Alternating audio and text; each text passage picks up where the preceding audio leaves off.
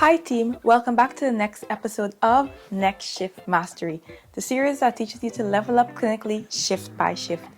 In today's episode, we are going to be talking about what to do when you're being asked by multiple nurses to review different patients or your bleep keeps going off. It's all about figuring out what to do next. This is what I call fast bleep thinking, the ability to make quick, safe decisions with limited information when time is tight. Let's break it down how to do this without losing your head and without putting your patients at risk. So the first bit is understanding what is a rapid risk assessment. A rapid risk assessment is not about coming to the right diagnosis.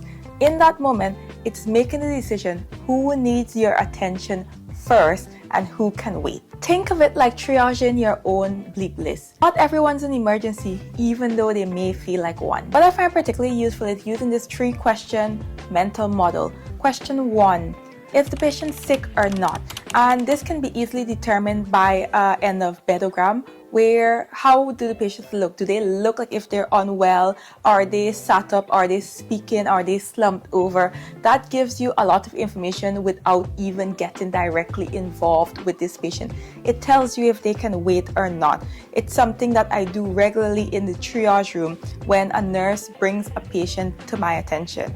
Number 2, is the vital stable or deteriorating?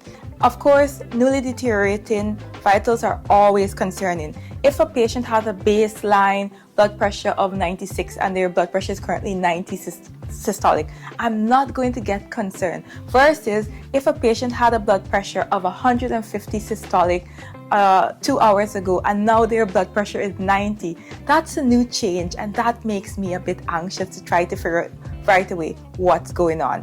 Your number 1 and 2 will lead you into your third question. Can it be a watch and wait scenario, or do I need to intervene now? With that said, there's always some red flags you should never miss. A lot of these red flags come with regards to your vital sign. It's with regards to your heart rate.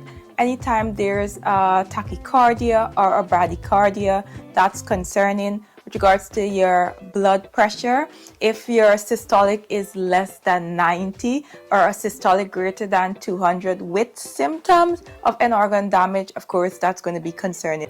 New chest pain or shortness of breath, fever with rigors, any concern from your nursing colleagues. A lot of the nurses are more senior than with regards to the clinical experience. When they tell you they are concerned, listen, it's valid. With regards to the pediatric population, always if there's a concerned parent, especially if it's not a first-time parent, these parents are experienced, they often know what to look for, and if they raise the bell that they're concerned, it would be important to take them seriously. So how are you going to prioritize when there's a million things kicking off at the same time, as is very common with regards to the emergency department? One is going to be your resource and your unstable patients first. They need stabilizing before anything else.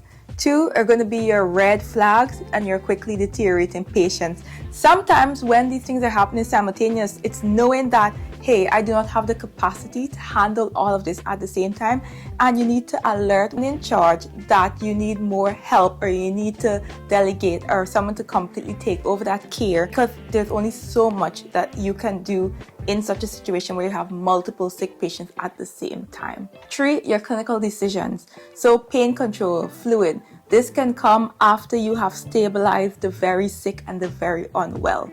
And finally, it's going to be your routine reviews, your blood reviews, your discharges that needs to be done. These come after you've made sure everyone else is safe and stabilized. Remember, you are not a robot, so prioritize safely and escalate to your team when you're being pulled in multiple directions. Okay team, so that is it. Fast bleep thinking is a skill, and it gets better and easier with practice. Practice makes perfect. Stay curious, stay calm, and always ask yourself, are they sick? Are they stable? Can I watch, or do I need to act now? Okay guys, so that is it. Really quick episode this week.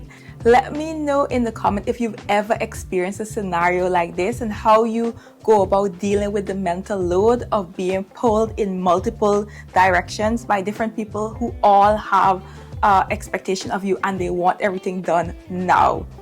Don't forget to subscribe to my channel as we continue to grow together as physicians. Okay, bye.